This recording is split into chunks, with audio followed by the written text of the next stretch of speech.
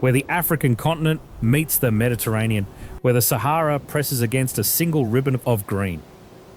There lies a land that feels less like geography and more like memory.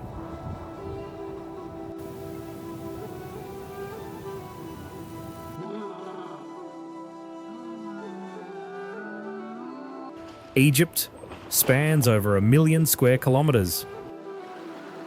Yet nearly all of its 105 million people live on less than 5% of the land.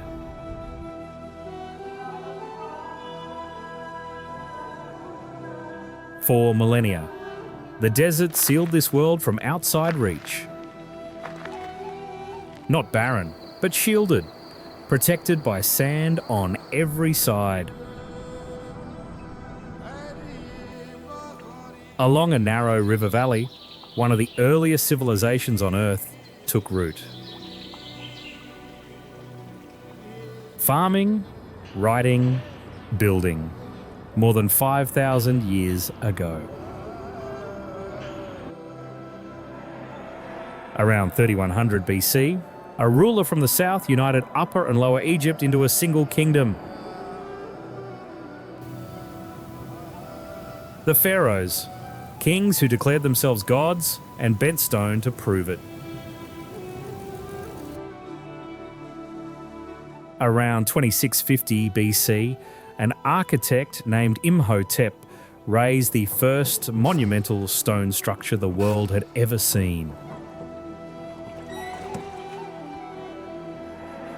What followed was a civilization that stretched 1,000 kilometres along the Nile. Temples, tombs, and cities carved into rock.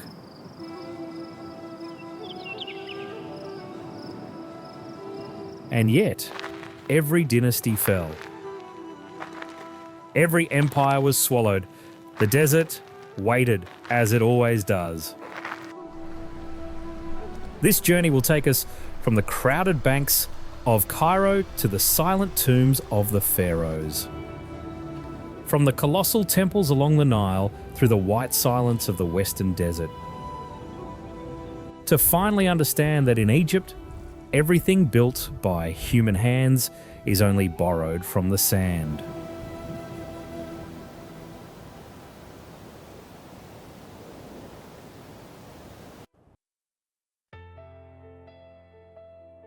The Nile, the longest river on Earth. A ribbon of life cutting through a continent of sand. From above, it appears Satura's as a thin green thread stitched across an ocean of gold. 6,650 kilometres from the highlands of East Africa to the Mediterranean. For thousands of years, the river flooded each summer, spreading dark silt across the valley floor.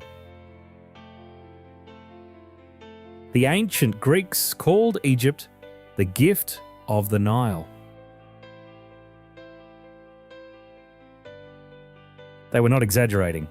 Without this single artery, there would be no fields, no cities, no pharaohs. In 1970, the Aswan High Dam ended the annual flood forever.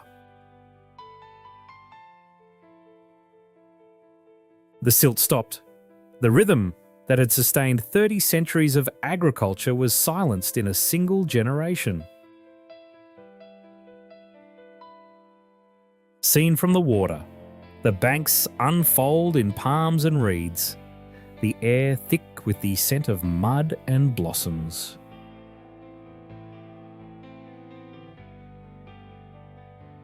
For Lucas, drift past villages that have looked this way for centuries. Everything Egypt ever built, every temple and tomb, every kingdom that rose and fell began here, on this river, in this mud.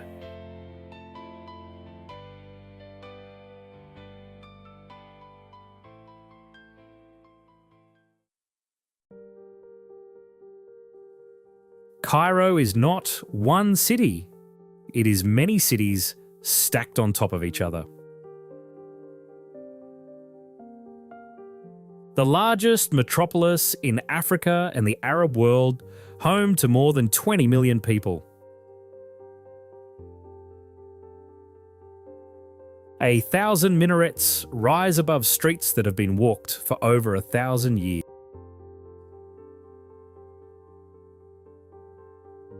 Beneath the Islamic layer lies a Coptic one.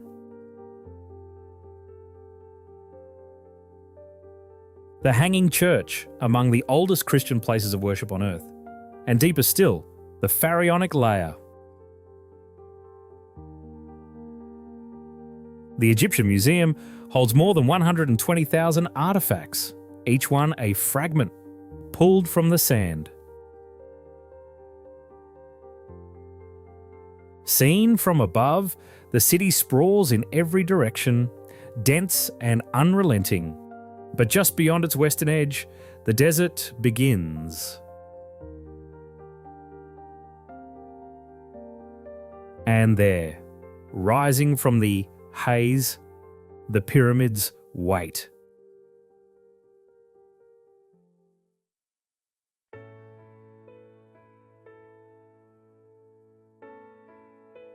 South of Cairo, the ruins of Memphis lie scattered beneath palm trees. Once the greatest city in the ancient world, the capital, where Upper and Lower Egypt were first joined around 3100 BC. Today, almost nothing remains. The mud brick palaces dissolved long ago. Only a few colossal statues mark where a civilization began. Nearby, in the desert necropolis of Sahara, stands the structure that changed everything. The Step Pyramid of Djoser, designed around 2650 BC by Imhotep, the world's first named architect. 6 stacked tiers of limestone rising 62 metres.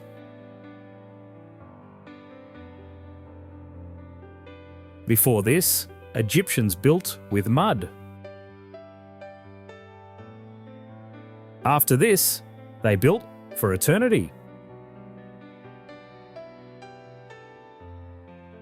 A generation later, Pharaoh Sneferu attempted the next leap. His bent pyramid at Dashur began at a steep 54 degrees, but midway up, the angle shifts abruptly to 43. The foundation was failing. Rather than collapse, the builders improvised. It stands today as the most beautiful failure in architectural history. Sneferu tried again. The Red Pyramid, named for the reddish hue of its limestone abedinen, rose at a steady 43 degrees from base to summit. It was the first true smooth-sided pyramid. The experiment had finally succeeded. How they cut and moved stones weighing several tons remains debated. Copper tools, dolerite pounders, ramps of sand, and above all, time. Sneferu spent 3 pyramids learning. His son, Khufu, would need only 1.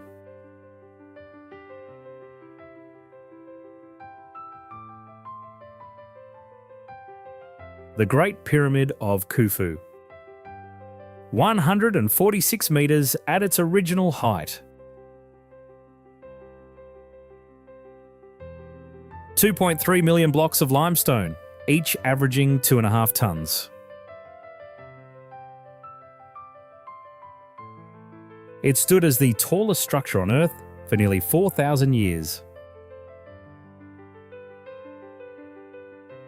It is the last of the ancient wonders still standing. Nothing else comes close. 3 pyramids dominate the Giza Plateau. Khufu, the largest, Khafra, which appears taller because it sits on higher ground and retains a cap of polished limestone at its peak. And Menkure, the smallest of the 3.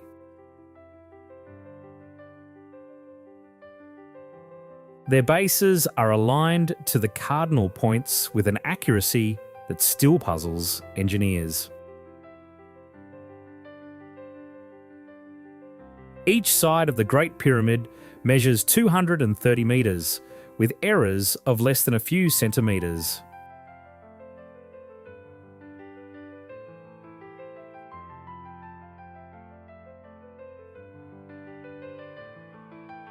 At the foot of the plateau crouches the Great Sphinx.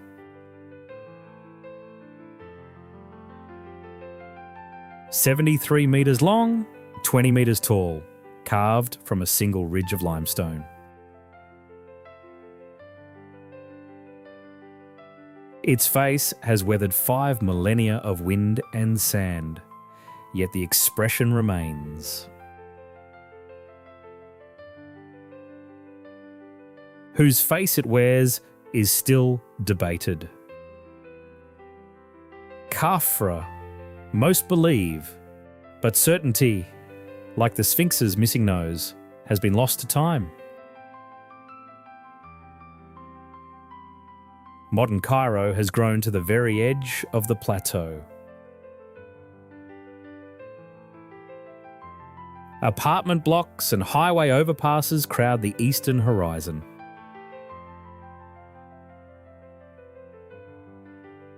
The oldest monument on Earth now shares its skyline with a city of 20 million. The ancient and the immediate, pressed together with no buffer between them. In time lapse, clouds race overhead and shadows sweep across the sand. The city flickers with headlights and street lamps. The pyramids do not move. They were not built to last.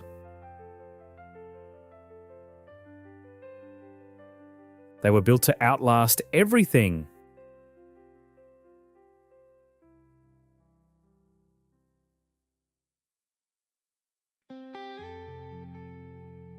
Karnak is not a temple.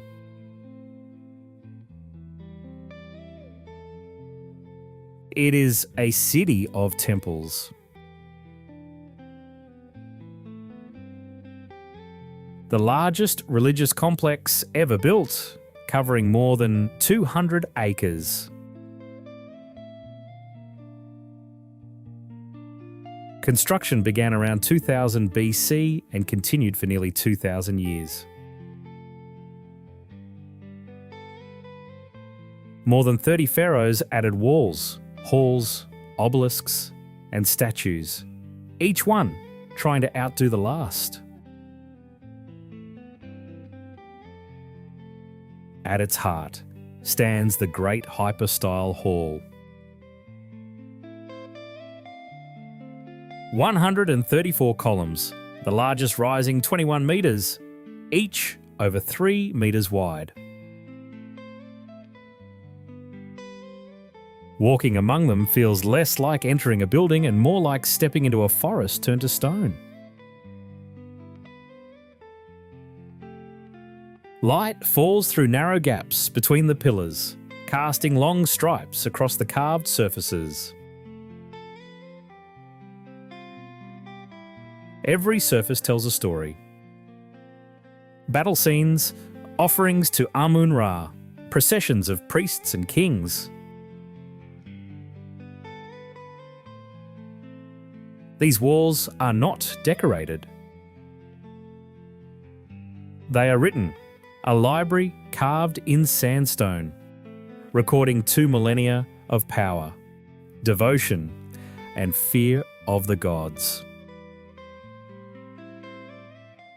Beyond the halls, a sacred lake still holds dark water. Here, priests purified themselves before entering the sanctuary. The lake has not dried in 4,000 years.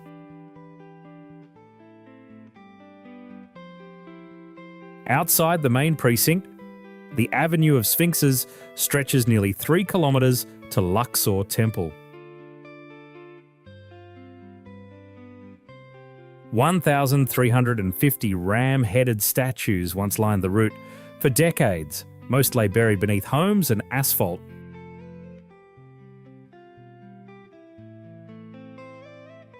In 2021, the avenue was fully excavated and reopened, connecting 2 temples after centuries of separation.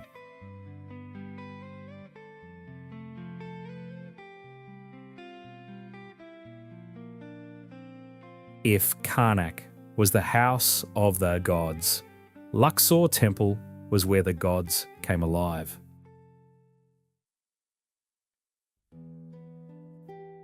Built primarily by Amenhotep III around 1400 BC and expanded by Ramesses II, it served a single sacred purpose, the annual Opet festival. Each year, the statues of Amun, Mut, and Khonsu were carried from Karnak along the Sphinx-lined avenue and placed here to renew the pharaoh's divine power.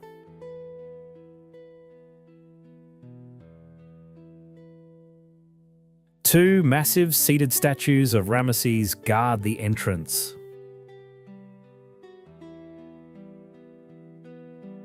Behind them once stood 2 obelisks.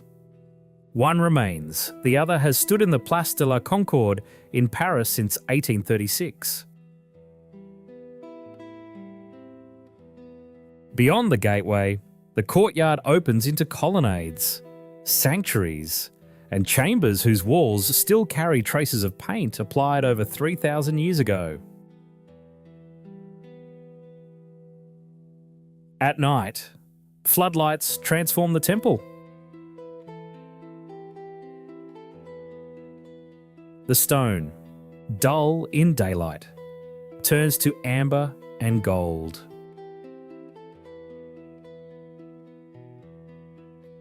Columns glow against a dark sky. Statues cast long shadows across the courtyard. Even after 3,400 years, the stone still glows as if something inside it refuses to cool.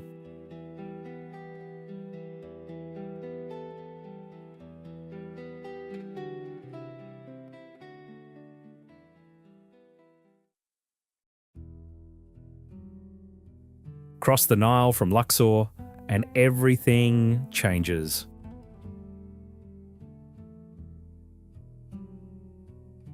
The East Bank belongs to the living.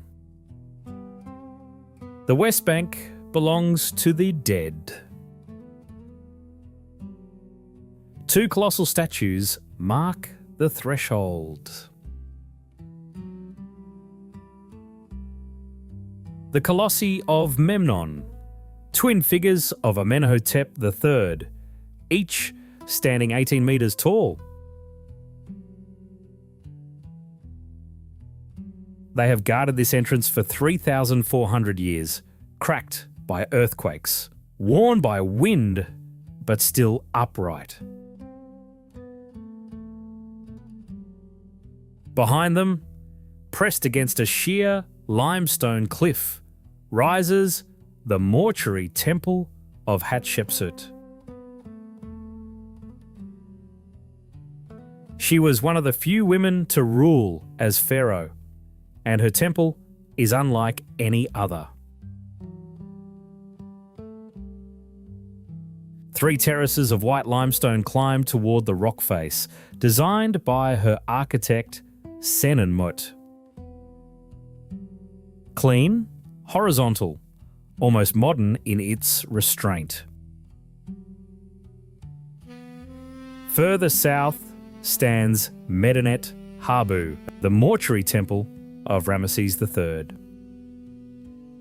Its walls carry some of the most vivid reliefs in Egypt. Battle scenes against the Sea Peoples, carved in deep relief, the paint still visible after 3,000 years. Blues, reds, and yellows cling to stone that was never meant to fade.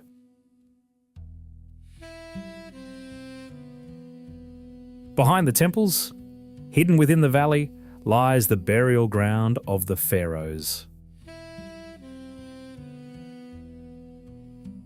The Valley of the Kings holds 63 known tombs, cut deep into the limestone hills. The pharaohs abandoned pyramids centuries earlier. They were too visible, too easy to rob. Instead, they carved their resting places into the mountain itself, sealing the entrances with rubble and silence. In 1922, Howard Carter pried open the sealed door of tomb K562. When asked what he saw, he could manage only 2 words: wonderful things. Gold, lapis lazuli, and painted wood, untouched in the dark for over 3,000 years. Nearby, the village of Deir el Medina housed the workers who built these tombs. They lived apart from the world, sworn to secrecy about the location of each burial. Their own modest tombs, painted with scenes of feasting and the afterlife, survive in better condition than many royal ones. The pharaohs built for eternity, but even eternity has cracks. Wind enters the tombs, paint flakes from the ceilings. Sand fills the courtyards again. On the West Bank, time does not stop. It simply moves more slowly.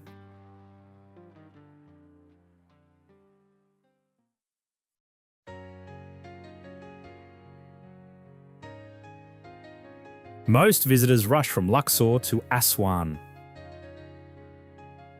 Few stop between. Those who do find something the crowds have missed.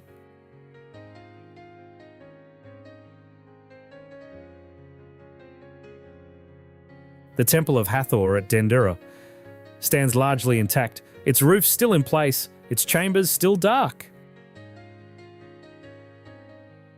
Built during the Ptolemaic period, it is dedicated to Hathor, goddess of love, music, and joy.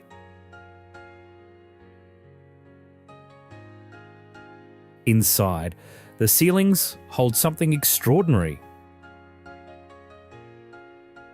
Astronomical charts, zodiac circles, images of Nut, the sky goddess, stretching across painted stone.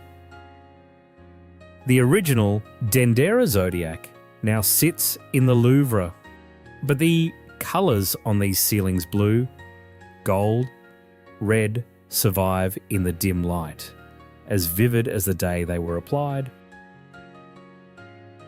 Further north, in the sacred city of Abydos, the temple of Seti I contains relief so fine they appear carved yesterday. Every figure, every hieroglyph is cut with a precision that surpasses almost every other temple in Egypt. On one wall, the Abydos king list names 76 pharaohs in succession. A dynasty written in stone.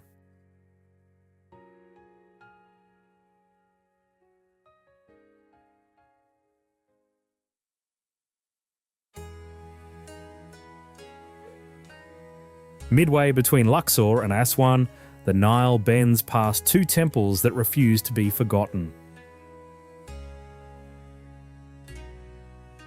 The Temple of Horus at Edfu is the best preserved in all of Egypt. Built by the Ptolemies between 237 and 57 BC, its massive pylon entrance rises 36 metres. Inside, the falcon god Horus still watches from the shadows. Downstream, the Temple of Kom straddles the riverbank like no other.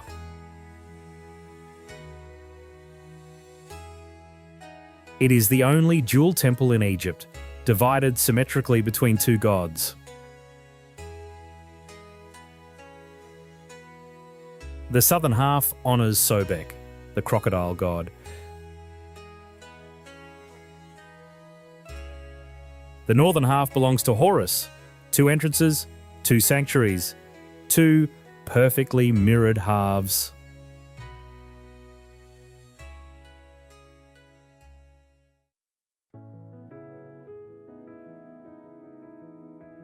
At Aswan, the Nile narrows.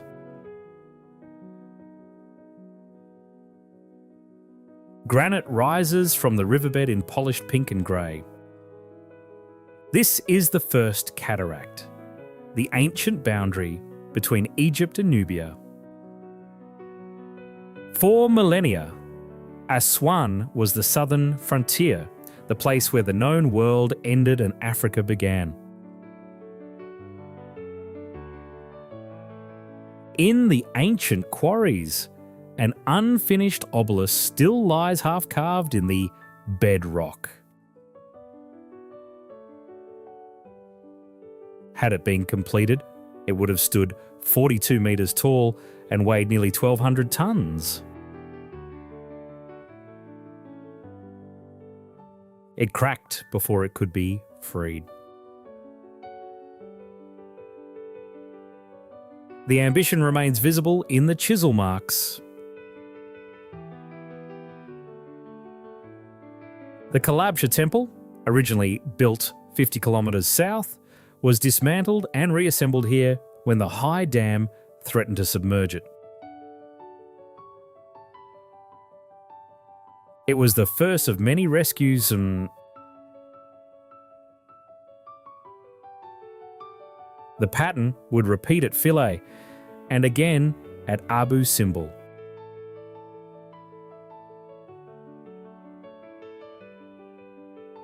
Philae should not exist anymore.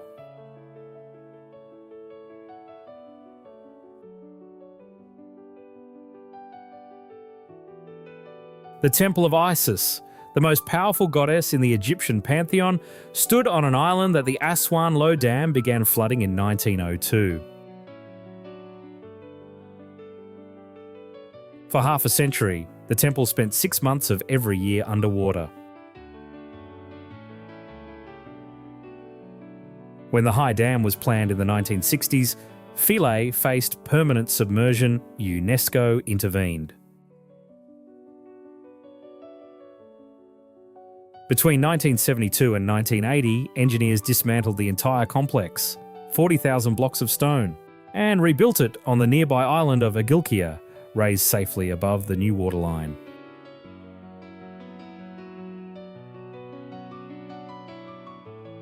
Philae, Sovid, It was also the last place where the old Egyptian religion was practiced, its doors closing in 537 AD.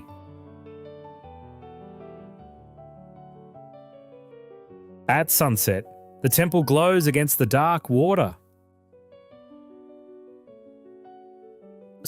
Goddess of magic and motherhood, who reassembled her murdered husband and brought him back to life, survived the flood herself again.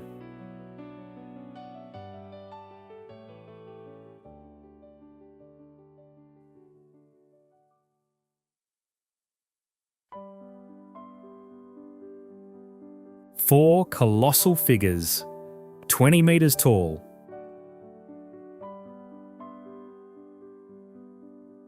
Carved directly into the cliff face. Abu's symbol is Ramesses II at his most defiant. He ruled for 66 years, fathered over 100 children, and built more monuments than any pharaoh before or since. These four seated colossi are his loudest statement even the mountain bends to his will. Twice a year, on February 22nd and October 22nd, sunlight enters the temple and travels 60 metres through the darkness to illuminate three of the four statues in the inner sanctuary. The fourth, Ptah, god of the underworld, remain forever in shadow.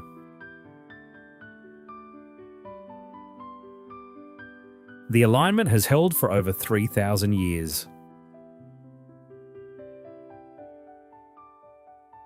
In the 1960s, the rising waters of Lake Nasser threatened to erase everything. UNESCO organised the most ambitious archaeological rescue in history. The entire mountain was cut into 1,036 blocks, each weighing up to 30 tonnes, and reassembled 65 metres higher. The cost, $40 million in 1960s currency.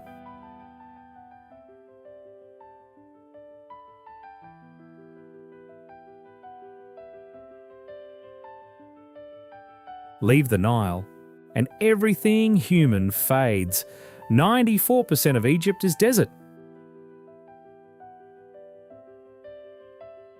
To the west, the Western Desert merges with the Sahara, the largest hot desert on Earth. To the east, rugged mountains of red granite and sandstone run parallel to the Red Sea coast. The desert does not remember names. In the White Desert, wind and time have sculpted chalk into formations that defy logic. Mushroom shapes, pillars, arches, figures that look carved by hand but were made by nothing more than erosion and patience. Under moonlight, the landscape turns ghostly white. It feels less like Earth and more like the surface of another planet. Hours away, the Black Desert reverses the palette.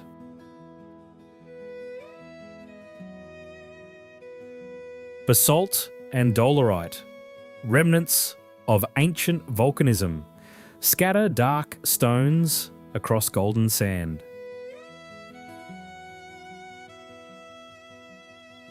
Two deserts, two colours, separated by a few hours of driving and several 100 million years of geology. In the Sinai, the coloured canyon cuts through layered rock in shades of crimson, amber and violet.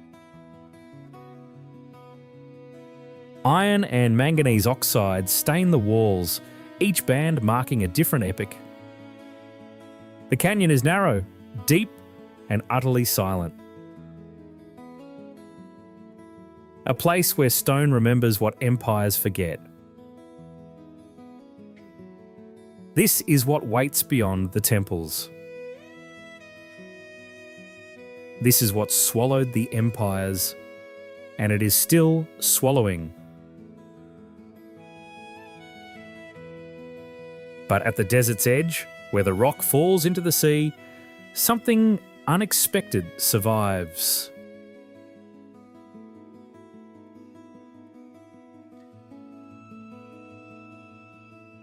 And then, where the desert meets the sea, the silence breaks.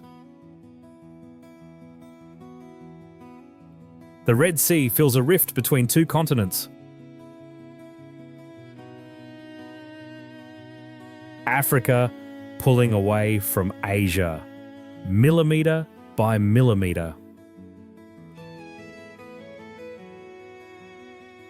The water is warm, clear, and almost currentless.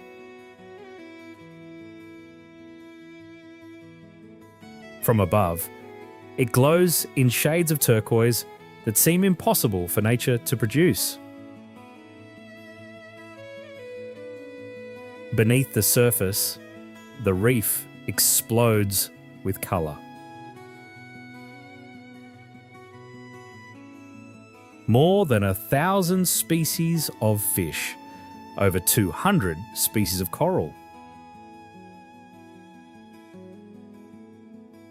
Parrotfish scrape algae from brain coral.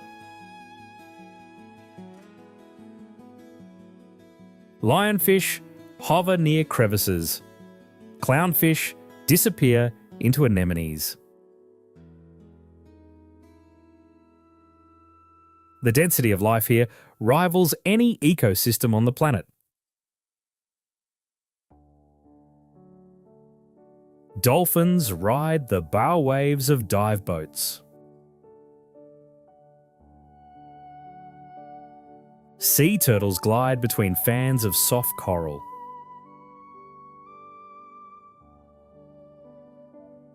In a country defined by stone and sand, the sea offers something the desert never could.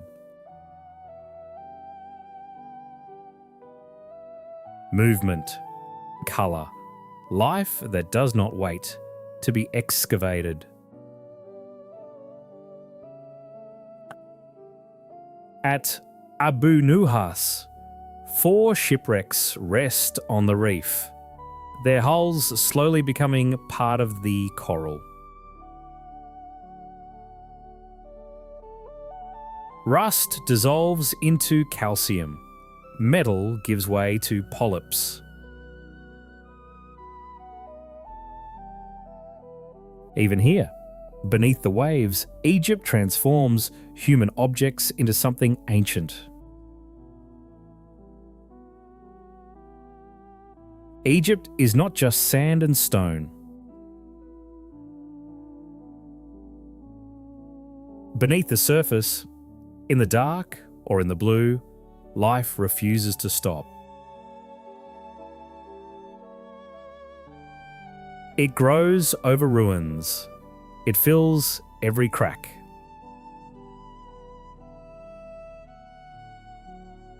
It does not ask permission. From above, at dawn, hot air balloons drift over the west bank of Luxor. Below them, 3,000 years of temples and tombs stretch across the valley floor. The colossi sit in golden light. The Nile catches the first sun. The pharaohs carved their names into mountains. They filled tombs with gold. They raised stones so heavy the desert itself could not swallow them, and yet the sand crept in. It always does. Egypt does not resist time. It absorbs it, layer upon layer. Empire upon empire, and from far above, the view has not changed in 5,000 years.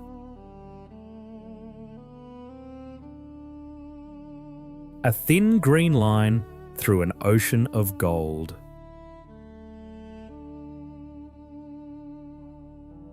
Still here? Still flowing? Thanks for watching.